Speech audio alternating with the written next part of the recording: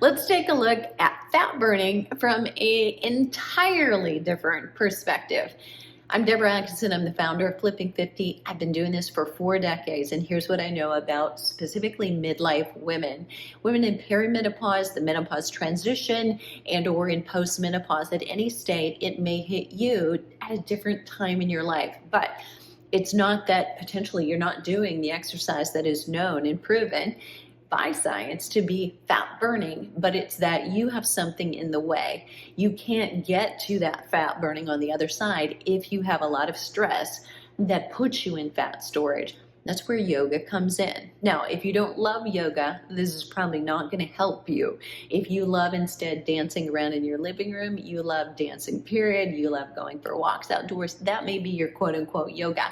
What I'm about to show you is 12 yoga poses.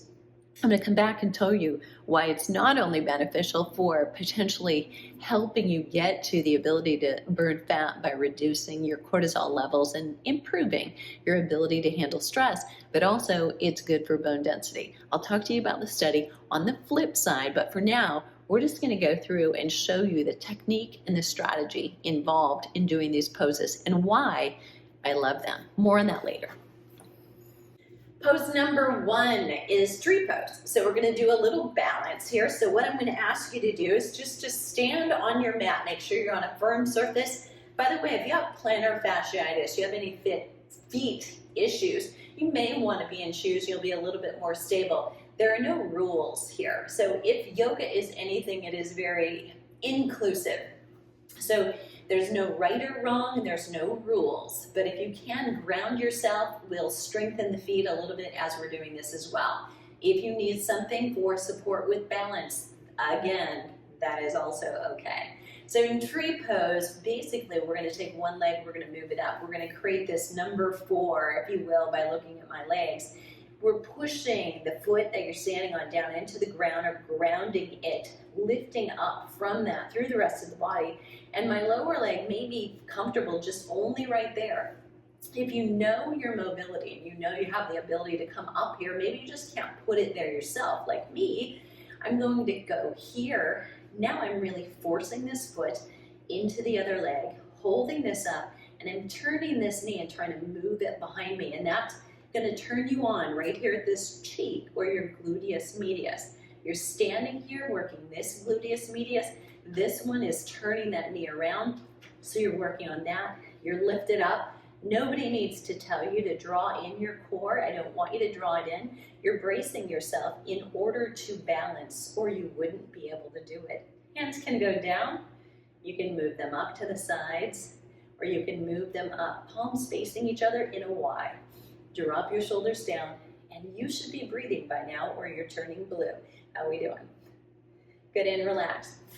We hold each for about 30 seconds. Now we went a little longer on that side to actually teach you the pieces. So let's focus a little bit here. Remember, just drawing that leg up your leg as high as or low as comfortable, and then pushing the standing leg into the ground, lifting up from that place, lifting your rib cage up and off of your hips, working this knee around to the back door. So you're activating this glute. Good. And it definitely helps if you have a focal point that is not moving. So I'm sorry about that little bobble, but that is happening. As you work on balance, you know you're working on balance because it's not perfectly still. Raising the arms up. If you feel more comfortable, they can stay down at your sides or on your hip, and relax. Bring that one and release. Good. I'm going to use my little cheat sheet here. So I'm actually referring to the science by Dr. Fishman and looking at an illustration. So in the second pose, we're going into what's called a triangle pose. So if you have your mat lengthwise, you're going to take one foot, point it in parallel to the length of your mat. Your back foot is here. So it's wider than hip width apart, and you have a nice triangle. So you can see the white of my pants creating that triangle with my legs in the floor. This is triangle pose almost. So it's where we start. We're going to move the hip backwards. So we just do a little attitude, but I'm thinking lift long. So I don't want to crunch down and get sloppy. We want to always be lifted. And then we're going to lengthen out from that hip joint forward. And I'm looking over my fingers like I'm going to touch the wall out here a little bit beyond my reach. This hand is back and holding here. You can leave it down if you'd like for a moment, but where we're going is just coming all the way up. Now, ideally, you want to make sure that your spine is parallel to the floor. So you're not rounded over here and you're not too high, but if you are limited by range of motion because the stretch is too intense here, then definitely you can come up. Now realize I'm not leaning on my leg. So I'm here. This is also where if you have a yoga block, you can put it. You can look up if you're able to do that. Just 30 seconds. So we're going to come back up. We're just going to flip sides. This toe points the length of my mat. This foot spins out just a little bit. Remember, hands here. And I'm going to take a little attitude. Pop that hip. We know that one, right? Lengthen forward. Come all the way down so you're parallel if possible. Look at your fingertips here and then reach your hands down and the arm comes up. Lifting up, opening up if possible. So just a few details here. So when you think about what's happening in these stretches, I quizzed Dr. Fishman and I said, you know, I'm going to play devil's advocate here because I have a hard time believing that this is weight bearing enough. And he said, but that it's resisting gravity. And point well taken, right? So look at the way your spine right now is resisting gravity. In a way, it's not when you're lying down in bed, right? So you're holding yourself up. We are getting a different kind of resistance than we normally do. Good, and relax. And that comes down. Great. From here, we're going to go into a warrior two pose. We come back to the first side. So you'll find that this is often the setup. Foot in parallel with the mat. You're going to hold here. And the back foot is a little bit further back because eventually we're going to be coming down here. And when you come down, you want to be sure that there's no pressure on the knee. The lower I go here, I have to actually let that knee jet forward. I'm not going to let that happen. When I get there, I creep that foot forward. So I have a wider stance. My hips, this weight of my torso is dropping between my feet. My knee presses over your little toe side here.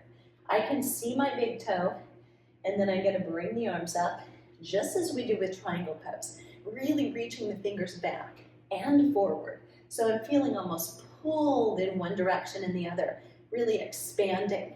Inhale. And then on the exhales, we sink, we go a little bit deeper. And again, that's where you check in. If there's pressure on that front knee, it's most likely because you're here. You're pushing that knee beyond your foot or to the forefoot, as opposed to leaving the weight in the heel, where now you're connected to the glutes to do the work. Reach here. And again, this is warrior two. So really thinking right side opening from left side, and then relax. We'll come to the other side. We won't take quite as long. So 30 seconds goes quickly. This is really a 12-minute practice, but I'm teaching you the poses so they'll be easier for you to do correctly and to get into when you come down. So again, we just moved from one side to the other. The distance of your feet should be about right, but each of your knees is different. Maybe one a little bit more finicky than the other, a little touchy, one just fine. So check with all the details. Your knees should be pushing out over the little toe side. So we always want to activate these gluteus medius muscles. Look over your front fingers. Drop your shoulders down. Good, and sink slightly. Now I want you to focus back. Legs should be straight. Reach your little toe down, the pinky down. It's almost like your arch lifts up. And we kind of want to, if we get sloppy and don't think about it, allow the knee to cave in. Press it back. Reach here. Inhale. Exhale a little deeper. Good, and relax. Nice. And that's your warrior two pose. We're now going to come back to the first side, and we do what sometimes is called a warrior three. It's an extended triangle pose. So we're going to reach from here. We always keep the length in the torso, and you're going to come down. My elbow, you're going to see, comes to my leg, but I'm not leaning on it. So I'm not going to actually get sloppy and just put my weight here.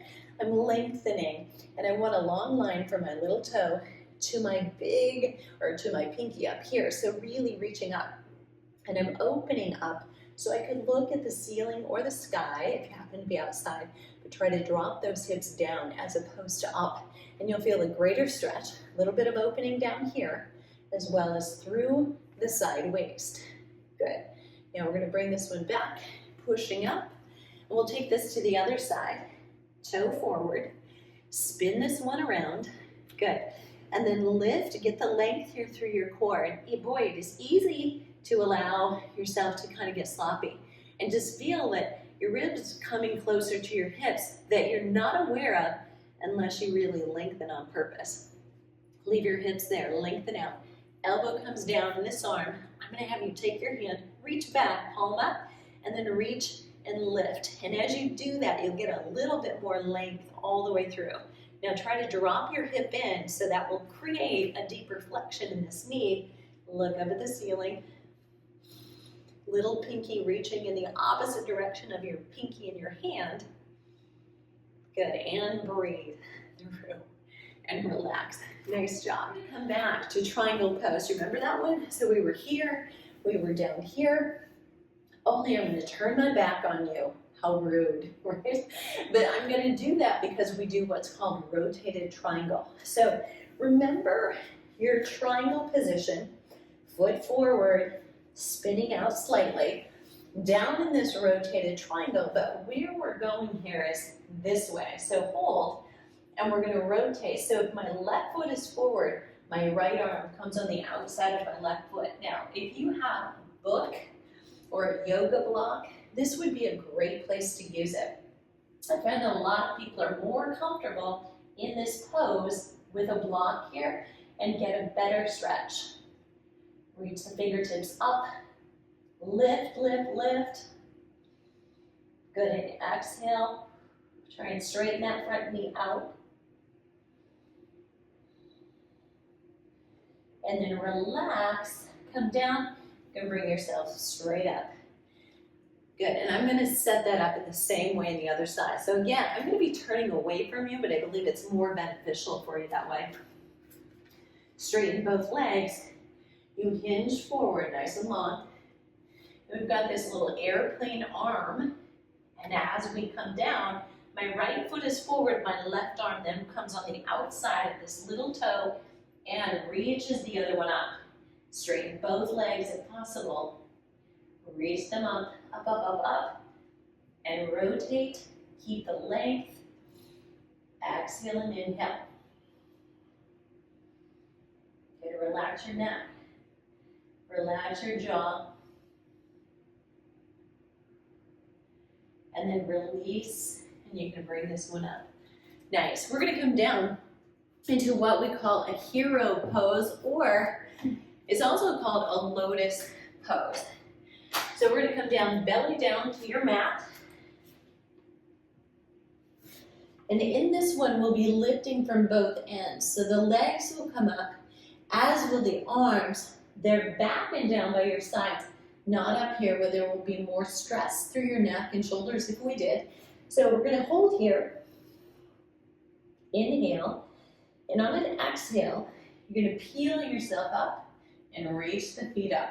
So what's really still in contact with the floor are your hips, your chest, your shoulders. I want you to reach your fingertips back toward your feet. Squeeze through the glutes. Inhale here. Exhale. Again, inhale. And exhale. This is great for postural muscles in the upper back, which can also prevent fractures through that more delicate, lighter vertebral bones in the upper portion of your spine. Now that was lotus or hero pose. We're going to flip over and take this into a bridge pose. This is probably one of my absolute favorite. So in bridge pose, your heels are directly below your sit bones. Your fingertips should grace the backs of your heels. And on an inhale, you're going to raise up. My knees are parallel with my hips. Hips are just below my shoulders. So this is a bridge right here all by itself. If you can, I want you to clasp your hands underneath you. We're going to wiggle the shoulders and pull them under. I want you to push your fist and all the way through the length of the arm, down and into the ground. Tailbone Points at your knees. Inhale here with weight on the center of your head. And exhale, just hold that. Keep your knees in. They generally want to stray out to the side. We're going to breathe through this. So for 30 seconds, you're just holding here. Good. Keep activating the glutes. Tailbone pointed up toward your knees. And then exhale, you can wiggle those shoulders out from under you and come down right here. And good. The next two are lying stretches. We're going to do a hamstring stretch with the leg extended. And if possible, you're going to take your big toe into your hand. If not possible, ideally, I would have told you to get a towel or a strap if you have one, or a belt works really well as well. You can take that around your instep and hold here so that the leg can still be straight. And if you're inflexible right now, that might mean it's right here, okay? So important that you get to your level of where's ideal. But this is just fingertips, or you're holding on to your big toe, leg on the floor straight. Relax your shoulders, drawing in. And again, you're holding this one for 30 seconds. You'll come to the other side, and we will hold that one for 30 seconds. Now, pay attention. What's your range of motion right now? How does it feel? Let's switch legs. So the other leg comes up, holding on. Now, if your question here is, are you holding onto your left foot with your left or your right hand? Generally, I would say left and left, okay? Reach up. Now, I'm a little tighter over here, so this knee is not wanting to straighten out. Pay attention to that. Just things that you can compare. And if you get too far out of balance, you're not symmetrical to begin with. But if you get too far out of balance with either strength or mobility, that's where injuries tend to happen. So it's nice to know in advance so you can do something about it. Pay a little more attention to stretching on this side. Pay a little more attention to stretching on this side. And then release. Now in this next one, you're still also on your back, but this one is out to the side. So this is side leg. So it's still left side, left leg on left side, and I'm rotating over. Now, notice that my body wants to go. So I'm not as mobile as I am going this direction, and the ability to pull my lower back and my hip down on the floor over here, it's not quite there, right? So if you need to or can, you could use a belt, and that leg may only be part way up, but you're getting a better stretch with everything else involved. Take it to the other side. So again, we go here, and we come out to the side, and I'm running into the wall just a little bit with my setup, but you want that leg straight and on the ground, and then the other side lengthening down and out from that. To tell you the truth, I can keep my hip down here, whereas if I didn't have the wall I was running into and I dropped this foot down to the floor, this hip is probably going to want to pop up. This is a good one for me to work on, right? So I'm showing I need a little bit more mobility in this exercise. From here, I'm going to have you simply sit up. This is a seated chest opening twist. What a mouthful is that, right? So a couple of things. I want you just to grab this. I like to let this leg hinge. You're going to hold on to the knee just behind it and kind of let it flop around, and creating a little space by doing that. And you're actually supporting yourself so that your hip flexor relaxed. And that allows you to, when you come into a rest, you're going to take that heel and put it as close to your bum as possible. Now use that leg and hug it and hold on. If this bothers your knee, just allow it to be further out, and sometimes you will have to say, this pose is not one for me, and that's okay. So notice what I have going on. Right leg straight, left knee bent. I'm going to take this hand behind me, and what I want to do is I'm going to press this arm out here, okay? Just to give a rotated stretch. Nice. Now, I'm going to show you another option here.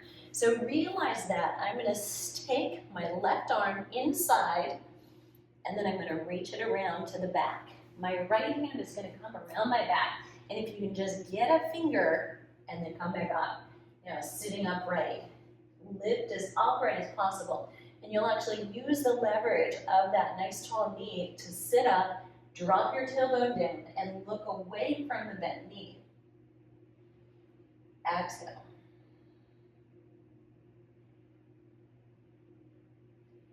Good, and then release, bring yourself back in, and take it to the other side. So start with this gentle hinge of the leg. Just let that come in. You're developing a little bit more laxicity, right at this hip flexor. Draw that heel in close to you. And remember what happens. So it's my right knee, my right arm comes inside of it, and then I'm gonna reach back around and reach behind my back with my left arm, just searching for those fingertips, and then holding it and sitting upright again as much as I can. Exhale and keep rotating, using the leg as leverage. Good, so this one is seated chest opening twist. So notice how open, because your arms are behind your back, your chest and shoulders are in front. The next one is also a seated twist, and you're almost there. The last pose, you have 2 left, but the last one you're gonna love, okay?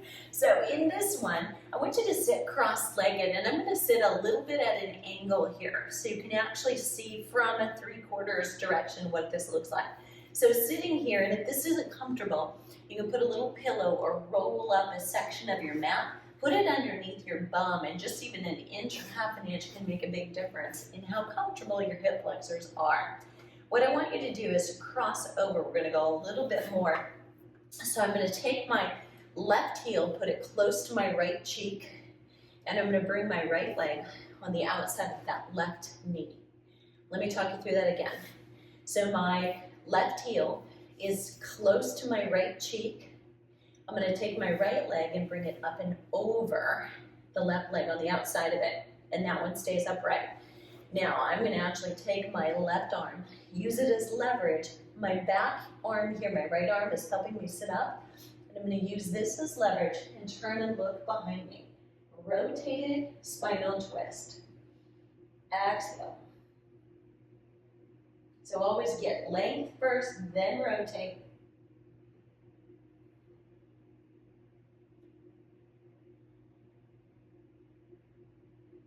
And then very slowly bring that back into the center. And of course, we have to repeat that on the other side. So talking it through, get your right heel close to your left bum. My left foot comes up and over on the outside of that leg. I'm going to use my left hand to sit up as much as I can, and right elbow on the outside of the left leg. Inhale here, sit long, and then exhale and rotate behind. So look back. When you hold that breath for the first time, just enjoy that. But then take another deep breath, but get length, and then exhale and rotate, coming back and into it.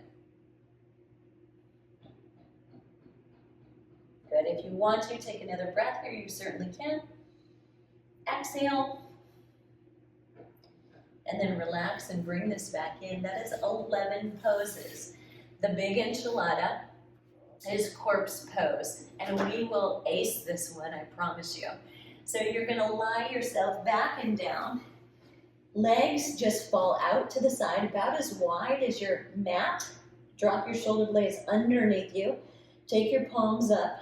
Drop the weight into the center of your head. Don't jam your chin into your chest. And then just take a deep breath in.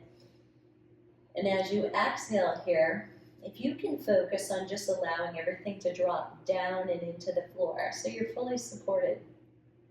Women can tend to hold on to their shoulders and their neck and even to the belly. We're so used to, I think, holding on to tightening up the core.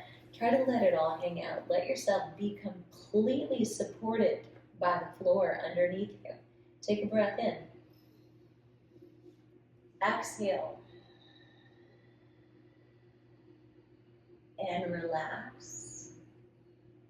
Good. You can take a breath or two on your own. Make sure your feet are just falling out to the side. There's no contracting going on in your lower body.